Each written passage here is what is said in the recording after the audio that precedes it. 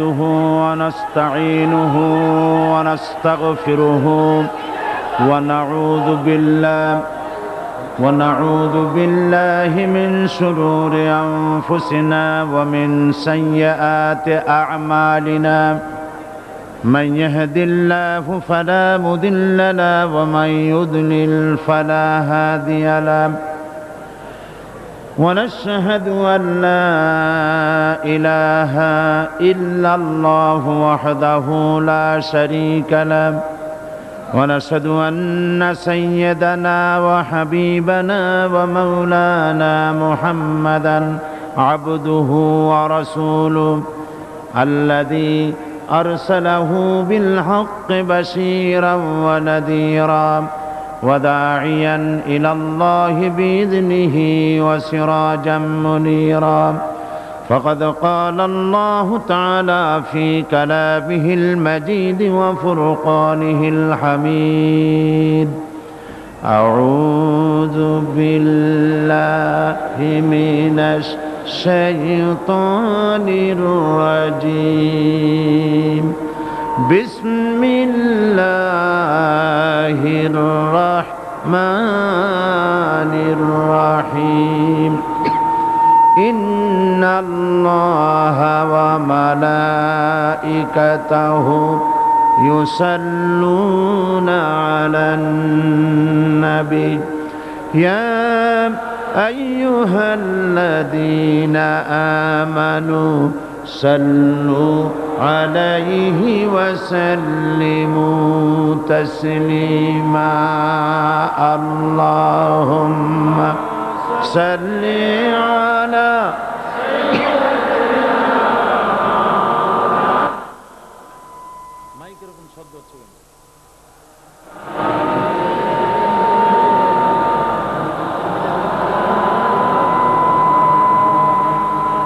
প্রাণ খুলে মোহব্বতের সাথে সবাই পড়েন আল্লাহুম্মা সাল্লি আলা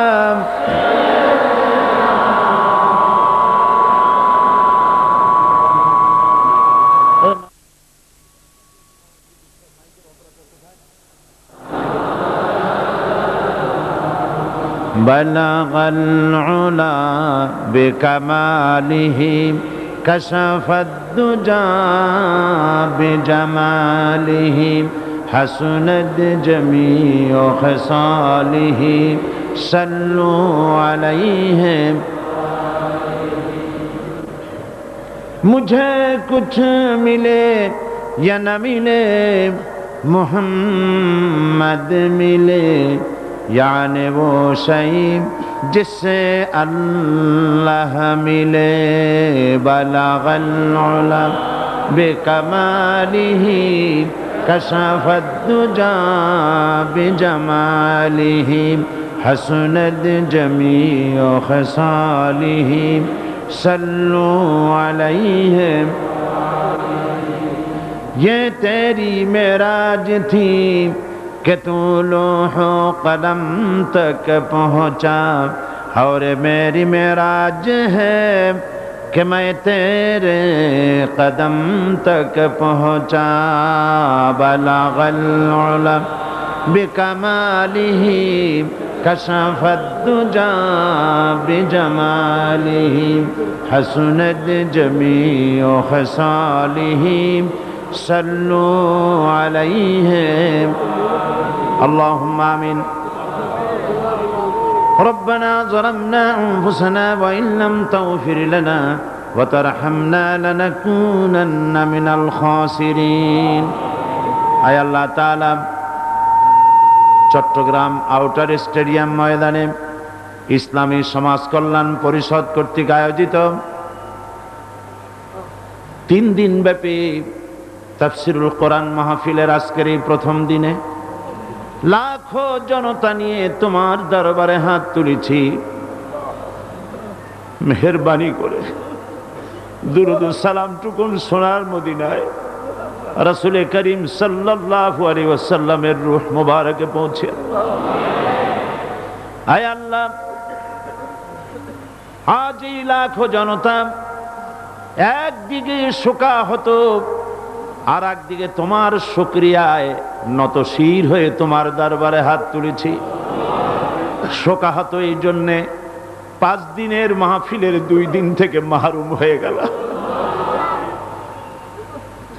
লক্ষ লক্ষ জনতা কি কোরআন শোনা থেকে যারা মাহরুম করে দিল রব্বুল আলামিন, তোমার দরবারে তাদের হেদায়েত কামনা করি। সারা পৃথিবী থেকে মানুষেরা টেলিফোন করে জানতে চেয়েছে কাবা শরীফে মদিনা মুনাওয়ারায় মানুষেরা কেঁদে কেঁদে হয়রান হয়ে গেছে, চট্টগ্রাম তাফসীর হবে না।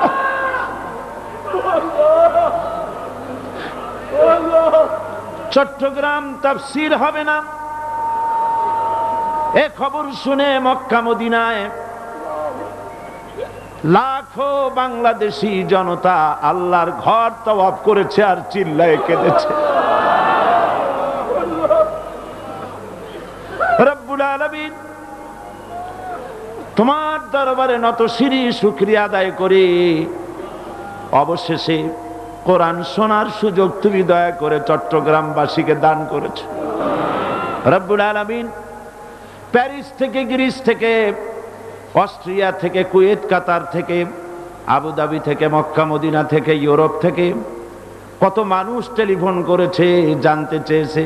যত মানুষ কোরআনের জন্য উদ্বিগ্ন ছিল আর সারা দেশবাসী উদ্বিগ্ন ছিল, আল্লাহ তুমি সকলের পেরেশানি দূর করে দিয়ে গোটা জাতিকে কোরআনের জন্য বানায়া দাও ইয়া রব। करम तू अगर करे वो बात दे जुबां को जो दिल पर असर करे। रब्बना तक़ब्बल मिन्ना इन्नका अंतस समीउल अलीम व तुब अलैना इन्नका अंतत तव्वाबुर रहीम। सुब्हान रब्बिका रब्बिल इज्जति अम्मा यसिफून व सलामुन अलल मुरसलीन ওয়ালহামদুলিল্লাহি রাব্বিল আলামিন। সম্মানিত সভাপতি শাইখুল হাদিস আল্লামা হযরত মাওলানা শামসুদ্দিন সাহেব আতালাল্লাহু উমরাহু ওয়া বারাকাল্লাহু ফি হায়াতি, হযরত উলামায়ে কেরাম, সুপ্রিয় সাংবাদিক বন্ধুগণ, বীর চট্টলার সংগ্রামী তৌহিদি জনতা, ভারত বার্মা থেকে আগত মুসলমান ভাইয়েরা, বাংলাদেশের বিভিন্ন জেলা থেকে আগত তৌহিদি জনতা, পর্দার আড়ালের আমার সম্মানিত মা এবং বোনেরা, আসসালামু আলাইকুম ওয়া রাহমাতুল্লাহি ওয়া বারাকাতুহু। মহান আল্লাহ রব্বুল ইজ্জত ওয়াল জালাল তাঁর দরবারে লাখো কোটি সুজুদ পেশ করছি, নতশিরে শুকরিয়া আদায় করছি। আমরা সকলে পড়ছি আলহামদুলিল্লাহ। সবাই পড়েন রব্বানা লাকাল হামদ হামদান কাসীরান তাইয়্যিবান মুবারাকান ফীহি ইয়া রাব্বি লাকাল হামদু কামা ইয়ানবাগি লিজালালি ওয়াজহিকা ওয়া আযীমি সুলতানিকা। প্রিয় বন্ধুগণ, আল্লাহ পাকের দরবারে শুকরগুজার হচ্ছি। কোরআনে কারীমের তাফসীর মাহফিল অবশেষে চট্টগ্রামে অনুষ্ঠিত হতে পারল। প্রাণ খুলে আমার রবের সামনে মাথা নিচু করে বলছি আলহামদুলিল্লাহ, আলহামদুলিল্লাহ। রব্বানা কারীম,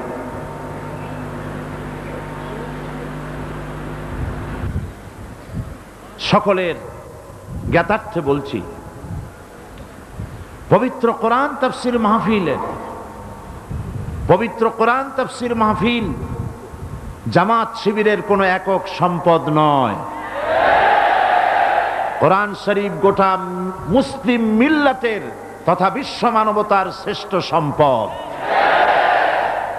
পবিত্র কোরআন গোটা মানব গোষ্ঠীর জন্যে আল্লাহ পাকের পক্ষ থেকে পাঠানো সর্বশেষ হেদায়েতের গ্রন্থ।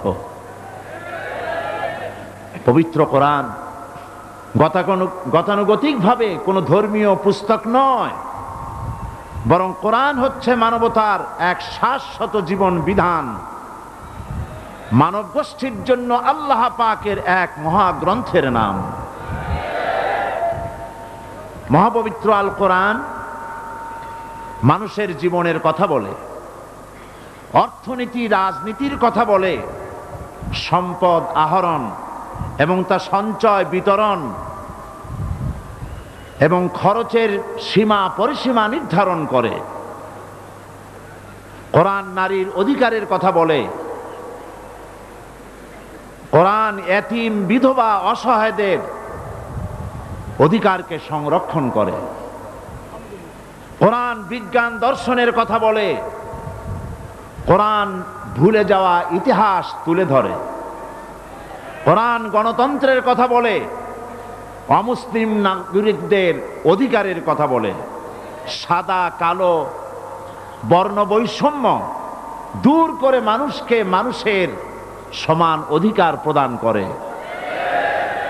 পবিত্র কোরআনে রয়েছে উত্তরাধিকার আইন, ফৌজদারি দণ্ডবিধি, স্বরাষ্ট্রনীতি, পররাষ্ট্রনীতি, যুদ্ধনীতি, খতত্ব, ভূতত্ব, নৃতত্ব, জ্যোতির্বিজ্ঞান সহ মানব জীবনের প্রয়োজন, তার সকল কিছুর সুস্পষ্ট বর্ণনা এবং সকল সমস্যার সমাধান।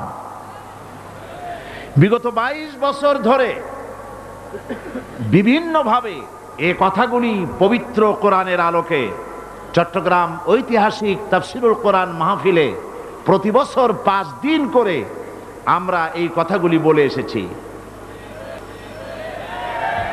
কোরআন কেন্দ্রিক, বিজ্ঞান মনস্ক, যুক্তিভিত্তিক ওই সব আলোচনা শুনে দেশ বিদেশের লক্ষ লক্ষ মানুষ উপকৃত হয়েছে, দিশাহারা মানুষ পথের দিশা পেয়েছে, চরিত্রহীন চরিত্রবান হয়েছে, বেনামাজি নামাজি হয়েছে, সুদখোর সুদ ছেড়েছে, ঘুষখোর ঘুষ ছেড়েছে, আর অমুসলিম যারা তারা ইসলাম কবুল করেছেন, যারা তাদের সংখ্যা 500 ছাড়িয়ে গেছে। বন্ধুগণ, উচিত ছিল সরকারিভাবে কোরআনের শিক্ষা, ইসলামের শিক্ষা তথা ধর্মীয় শিক্ষা বাধ্যতামূলক করা এবং প্রচার মাধ্যমে ধর্মীয় শিক্ষার প্রসার ঘটানো। কিন্তু দুর্ভাগ্যজনকভাবে সরকার ধর্মীয় শিক্ষা সংকুচিত করতে করতে তা নির্মূলের ব্যবস্থা করেছে এবং প্রচার মাধ্যমে শিক্ষার বিরুদ্ধে যুদ্ধ করার প্রচার মাধ্যমকে সাহস জুগিয়েছে। পৃথিবীর যে কোনো দেশের তুলনায় পাক ভারত বাংলাদেশের জনগণ সর্বাধিক ধর্মপ্রাণ।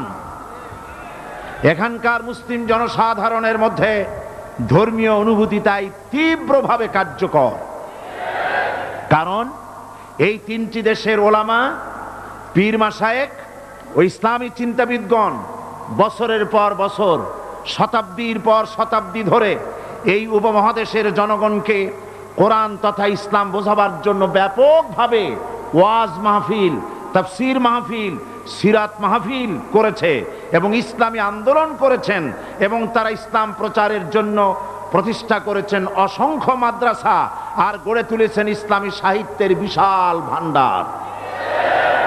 চট্টগ্রাম ঐতিহাসিক তাফসীরুল কোরআন মাহফিল আমাদের সেই সব যুগশ্রেষ্ঠ ওলামা, পীর মাশায়েখ এবং ইসলামী চিন্তাবিদদের ইসলাম প্রচারের ধারাবাহিকতা।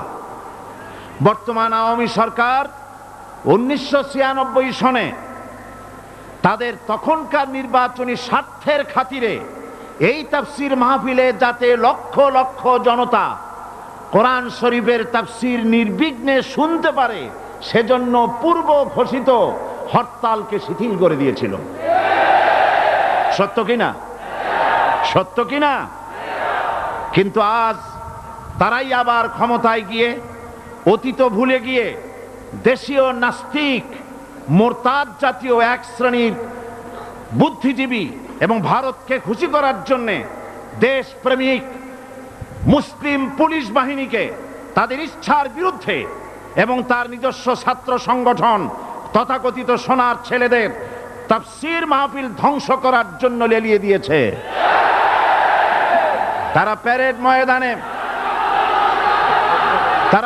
ময়দানে থামুন, তারা প্যারেড ময়দানে মাহফিলের মঞ্চ ভেঙেছে, মসজিদে ঢুকে মুসল্লিদের পিটিয়েছে, গ্রেফতার করে নির্যাতন করেছে, কোরআন পাগল মুসলমানদের বিরুদ্ধে মামলা করেছে। শুধু তাই নয়, এই চট্টগ্রামের দল মত নির্বিশেষে সকলের কাছে শ্রদ্ধাভাজন আল্লাহর ওলি শাইখুল হাদিস মাওলানা শামসুদ্দিন সাহেবের মতো মানুষকে জননিরাপত্তা আইনে মামলা দায়ের করে 1 নম্বরের আসামি করেছে।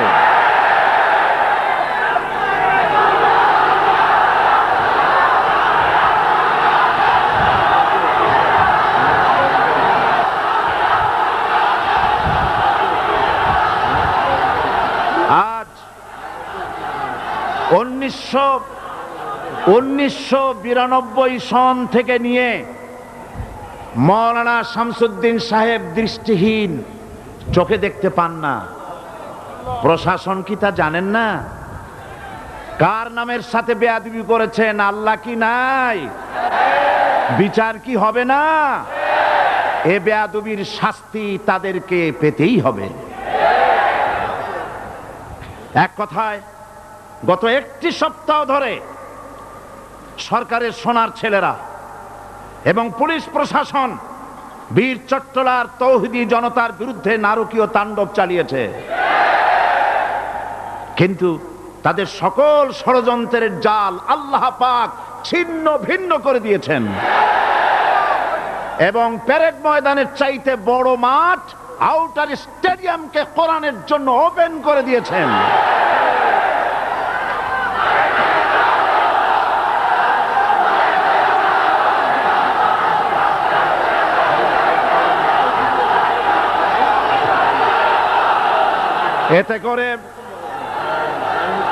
এতে করে শুনুন, এতে করে বিজয় হয়েছে কোরআন প্রেমিক ইসলাম পন্থীদের, আর চরম পরাজয় ঘটেছে ধর্মনিরপেক্ষতা প্রেমিক ভারতপন্থীদের। সুতরাং একথা দিবালোকের মতে স্পষ্ট, কোরআন বিরোধী তথা ইসলাম বিদ্বেষীদের স্বপ্নসাদ বাংলার মাটিতে পূরণ হবে না।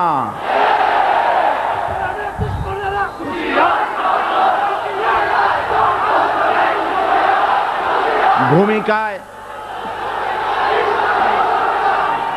আমাকে বলতে দিন ভূমিকায় শেষ কথা বলতে চাই পুলিশ প্রশাসনকে, আগুন নিয়ে খেলা করবেন না। কোরআন হচ্ছে মৌচাক, আর এই যারা বসে আছে সব মৌমাছি। আপনারা কোরআন শরীফ এই মৌচাকে আসুন, আপনারাও এখান থেকে মধু আহরণ করুন, কিন্তু মৌচাকে ঢিল মারবেন না। মৌচাকে ঢিল মারলে এই মৌমাছিরা ভুল ফুটাইয়া তোমাদের বাবার বাড়ি দিল্লিতে পাঠায় দেবে।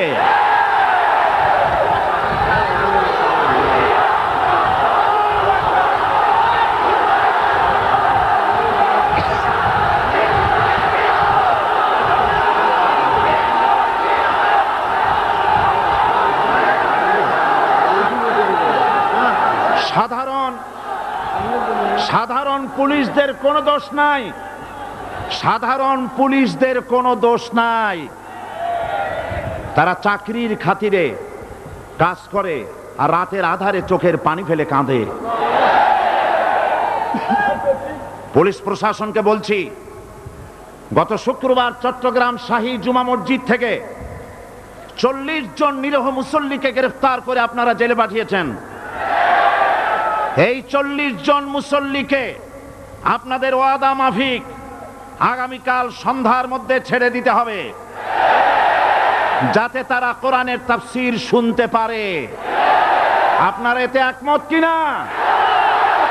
আগামীকাল সন্ধ্যার ভেতরে, থামুন, আগামীকাল সন্ধ্যার মধ্যে গ্রেফতারকৃত নিরীহ কোরআন প্রেমিক, কোরআন পাগল বীর চট্টলার 40 জন লোককে যদি ছেড়ে দেওয়া না হয়, তাহলে বীর চট্টলার তৌহিদবাদী জনতারা কি করবে আমি জানি না। আপনারা ঠেকাতে পারবেন না, এবং হরতালের মতো মারাত্মক ওষুধ প্রয়োগ করার সুযোগ আপনারা দিবেন না। আপনাদেরকে বিনয়ের সাথে বলতে চাই, এদেশের মুসলমানদের ঈমান নিয়ে খেলা করবেন না। পুলিশ প্রশাসনের মাথার উপরে কারা বসে আছেন আমরা জানি, একদিন আসবে আপনাদেরকে হিসাব দিতে হবে। আগামীকাল মাগরিবের ভেতরে 40 জন মুসল্লিকে ছেড়ে দিতে হবে, নইলে পরিস্থিতির জন্য আপনাদেরকে দায়ী হতে হবে। দরুদ শরীফ পড়েন। আল্লাহুম্মা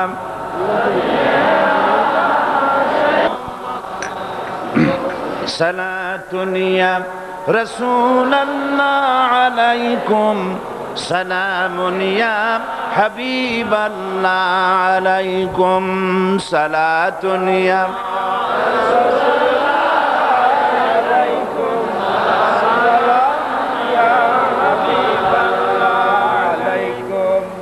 আলহামদুলিল্লাহ, আলহামদুলিল্লাহ। আল্লাহ পাকের শুকরিয়া আদায় করছি। আল্লাহ পাক আমাদেরকে কোরআন শোনার তৌফিক দান করেছেন, আলহামদুলিল্লাহ। আমরা বদদোয়া করি না, রাসূল আমাদেরকে তা শিখাননি। আমরা দোয়াই করব, যারা বাধা দিয়েছেন তারাও মাহফিলে আল্লাহ পাক তাদেরকেও শরীক করে দিন এবং তাদের হেদায়েত নসিব করুন। আমার আগে আপনারা কোরআনের কথাই শুনেছেন। চট্টগ্রাম তাফসীর মাহফিলে আমি তো একা বক্তৃতা করি না, এখানে মুফাসসিরে কোরআন, প্রথিত যশা অনেক আলেম কোরআন আলোচনা এখানে করেন, ঠিক কিনা বলুন? এখানে আমি আসার আগে আমার একান্ত স্নেহাস্পদ পুত্রতুল্য স্নেহাস্পদ মাওলানা তারেক মনোয়ার আপনাদের সামনে কথা বলেছেন, আপনাদের সঙ্গে কথা বলেছেন, সামনে কথা বলেছেন ওস্তাজুল আসাতিজা শেখুল হাদিস আলেম দ্বীন আল্লামা হযরত মাওলানা আবুল কাসিম মোহাম্মদ সিফাতুল্লাহ। দীর্ঘদিন তিনি কোরআনের খেদমত করে যাচ্ছেন, অত্যন্ত সুশিক্ষিত আলেম। আল্লাহ পাক তাকে মঞ্জুর করুন, তার স্বাস্থ্য আল্লাহ ভালো রাখুন।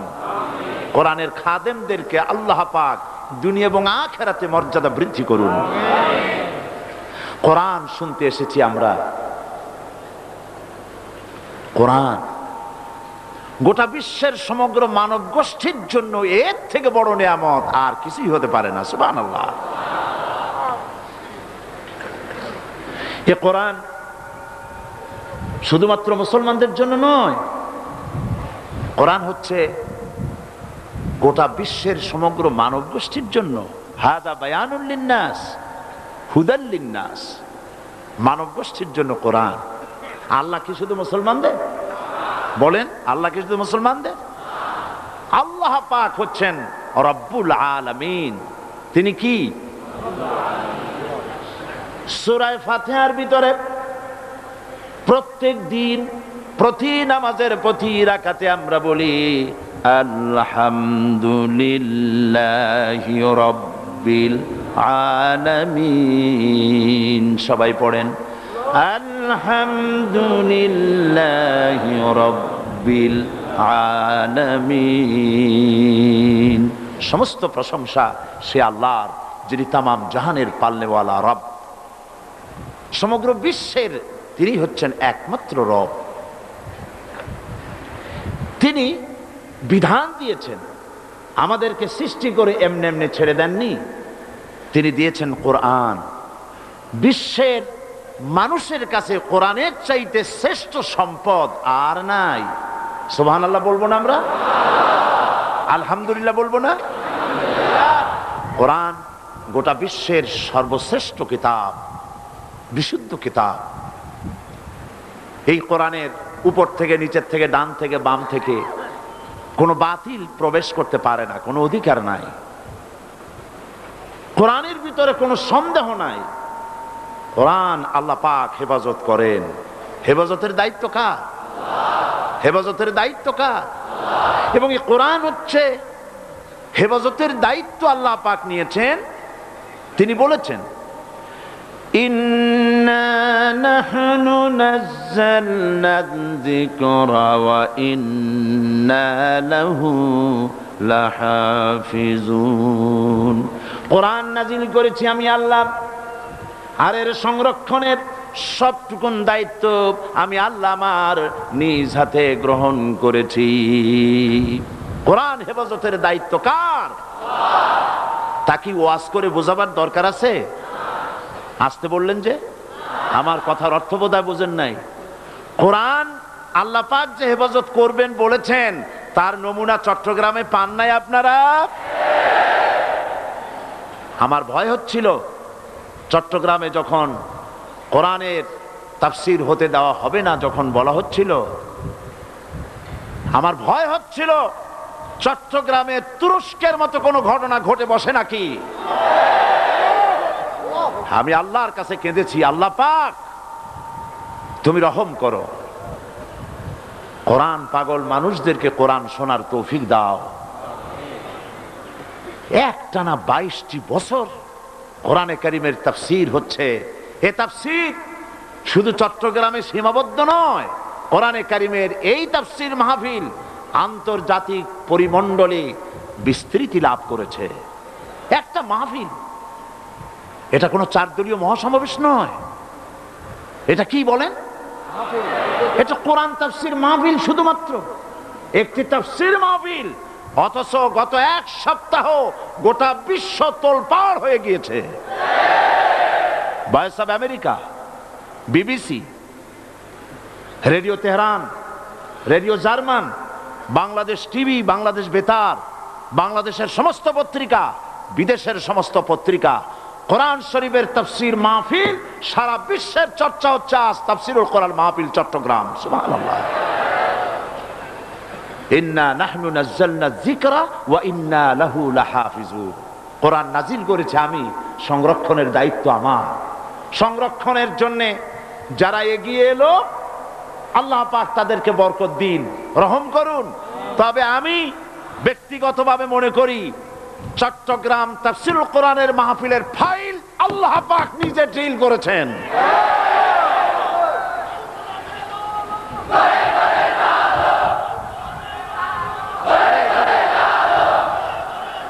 কোরআনের সাথে, কোরআনে কারীমের সাথে যারা সম্পর্ক জোড়ে, আল্লাহ তাদের ভাগ্য সুপ্রসন্ন করে দেন। আর কোরআনের সাথে যারা বেয়াদবি করে, আল্লাহ তাদেরকে শেষ করে দেন, ইতিহাসের আস্ত করে নিক্ষেপ করে। আমাদের তথাকথিত সোনার ছেলেরা বলছে, সাইদিরে বাদ দেন আর 30 দিন তাফসীর মাহফিল করেন। আমি বিশ্বাস করতাম এই কথা, যদি ওরা ওদের জীবনেও একটা তাফসীর মাহফিল করত। চ্যালেঞ্জ রইল, তোমাদের দলে যদি কোনো কোরআনের তাফসীর কারক থাকে, তাহলে একদিনের জন্য একটা মাহফিল ডাকো না তোমাদের নামে, দেখি কয়জন মুসলমান শুনতে আসে। কাজী তোমাদের মতলব জনগণ বোঝে না, বোঝেন না?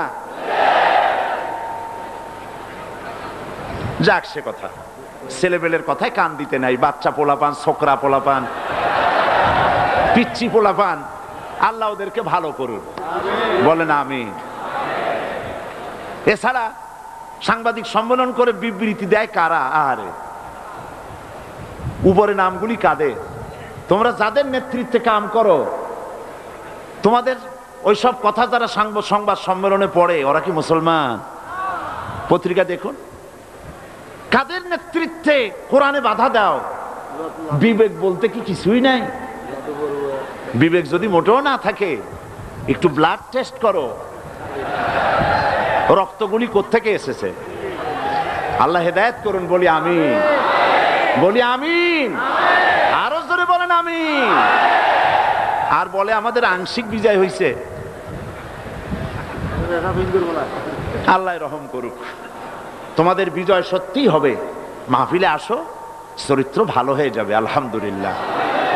মস্তানিও করবা না, ডান্ডাবাজিও করবা না, কোরআনের বিরুদ্ধে যাবে না, কোরআনের পক্ষেই থাকবা। কোরআনে আসো, কোরআনের মাহফিলে আসো। উদাত্ত আহ্বান জানাই, কোরআন আমার বাপের না। বিগত 22 বছর আমার বাপের শ্রাদ্ধ করি নেই এখানে। আমরা কি আমাদের বাপ দাদার কথা বলেছি? 22টি বছর আমার আল্লাহর কথা বলেছি। সুবহানাল্লাহ, সুবহানাল্লাহ। আহারে, আবার বলে কি, কয় যে কোরআনের তাফসীরের নামে অপব্যাখ্যা করে। আচ্ছা বাবাজিরা, কোরআন অর্থ কি তা কি তোমরা বোঝো? কোরআন পড়া তো দূরের কথা, কোরআন শব্দের অর্থ কি তা কি বোঝো? কোরআন আরবিতে লেখে কেমনে তা কি জানো? একটা সূরার অর্থ জানো? ব্যাখ্যা জানলেই না বলা যায় কোনটা ব্যাখ্যা কোনটা অপব্যাখ্যা। তুমি তো ব্যাখ্যাই জানো না। আল্লাহ রহম করুক, কোন আল্লাহ রহম করুক।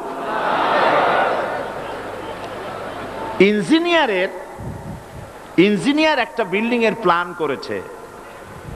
সাম্পানের মাঝি এসে যদি বলে এই প্ল্যানে ভুল হয়েছে, কোন তো দেখি কেমন লাগে।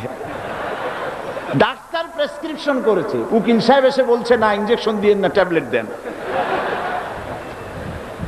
হাজির তামাশা। তুমি তো এই সাবজেক্টের লোক না, কাজী তোমার এটা বোঝার কথা নয়। তুমি বিভ্রান্ত হয়েছো কারণ তোমার মাথার উপরে কে বসা, কার নেতৃত্বে কাজ করো সেটা একটু চিন্তা করো। আমি তোমাদের চিন্তা করার সুযোগ দিচ্ছি। তোমরা একটা মুসলমান মায়ের সন্তান, মুসলমান পিতার সন্তান, কোরআনের বিপক্ষে যেও না।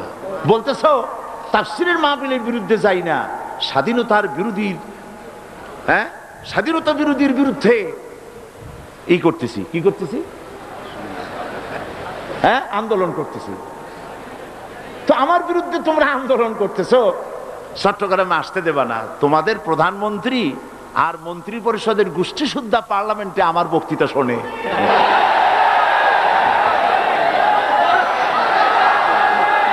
রেডিও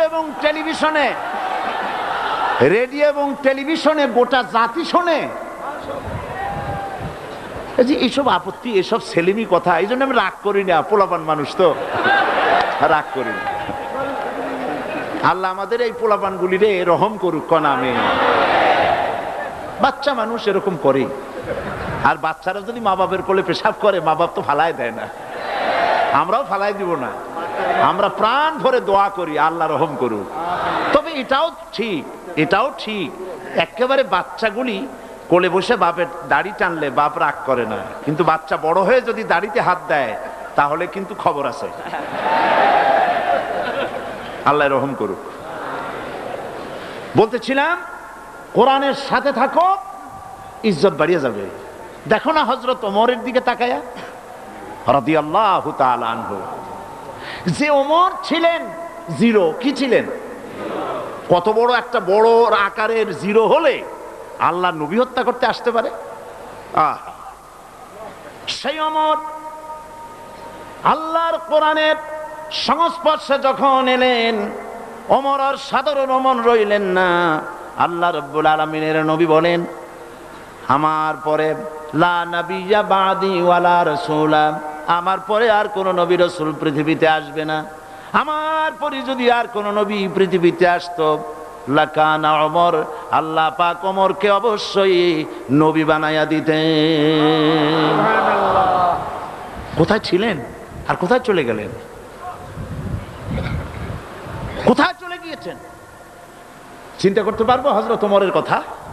সুবহানাল্লাহ। আশারায়ে মুবাশশারাদের একজন। এবং আমি এক এক কিতাবে দেখেছি, আমি এর সনদ তালাশ করে এর তাহকিক করার সময় পাইনি, আমি জানি না এটার সনদ কতদূর মজবুত, তবে এটা আমি দেখেছি কিয়ামতের দিন সর্বপ্রথম আমল নামাটা হযরত ওমরের হাতে নাকি আসবে। আমি এর সনদটা দেখতে পারিনি, তবে এটা কথাটা দেখেছি। এই যে মর্যাদা আল্লাহ পাক হযরত ওমরকে দিলেন, গোটা পৃথিবীর অর্ধেকটা পৃথিবী রাষ্ট্রপতি হলেন হযরত ওমর। হযরত ওমর খলিফাতুল মুসলিমিন, আমিরুল মুমিনিন,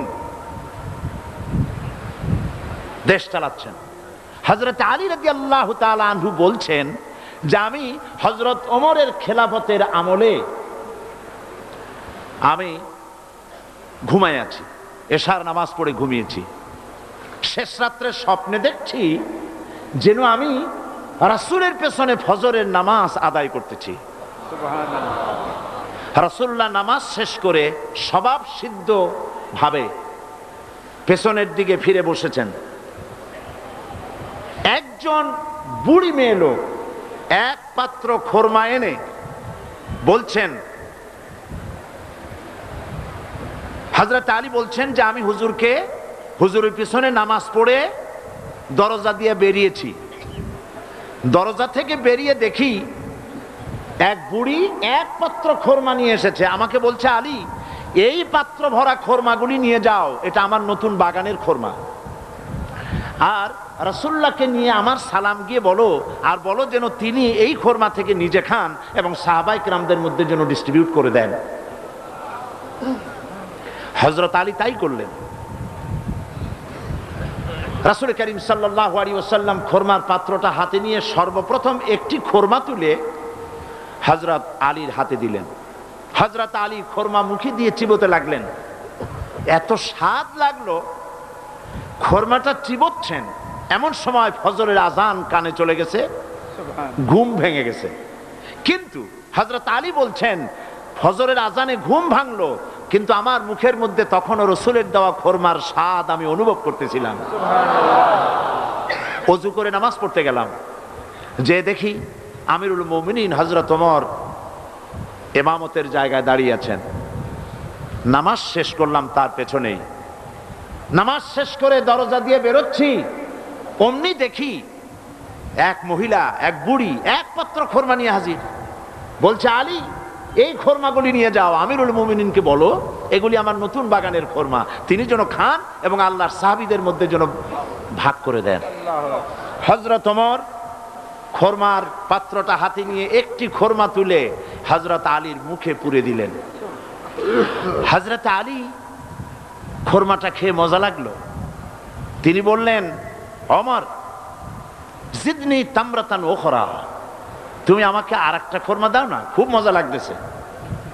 অনেক খোরমা তো আছে, আমাকে একটা বেশি দিলে অসুবিধা হবে না, দাও না একটা খোরমা। হযরত ওমর বলছেন, ইয়া আলী, লাউ আন্না রাসূলুল্লাহ সাল্লাল্লাহু আলাইহি ওয়াসাল্লাম যাদাক লাজিদনাক। ও আলী, রাসূলুল্লাহ স্বপ্নের ভিতরে তোমাকে যদি একটার বেশি খোরমা দিতে, আমিও তোমার একাধিক খোরমা দিয়া দিতাম।